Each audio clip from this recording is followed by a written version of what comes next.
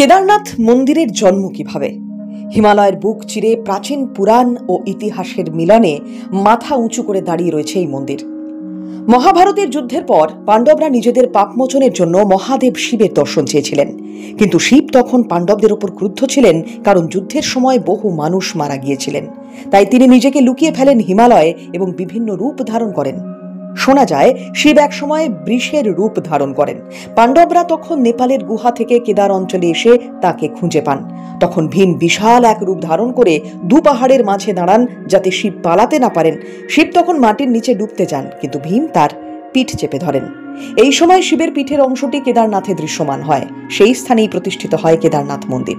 আর শিবের অন্যান্য অংশ, হাত, মুখ, কেশ, ভারতের আরও 4টি স্থানে প্রতিভাত হয়, যেগুলো একত্রে পঞ্চ কেদার নামে পরিচিত। এই মন্দির 12,000 ফুট উচ্চতায় হিমালয়ের কোলে অবস্থিত। কেউ কেউ বলেন আদিগুরু শঙ্করাচার্য 9ম শতকে এই মন্দির পুনঃস্থাপন করেন, কিন্তু আসল ইতিহাস হয়তো আরও পুরনো, হাজার হাজার বছর আগের। আজও লক্ষ ভক্ত কঠিন যাত্রা পেরিয়ে যান এই তীর্থে। তারা বিশ্বাস করেন এখানকার এক ঝলক দর্শনেই পাপ মুক্তি মেলে, আত্মা পায় পরিত্রাণ।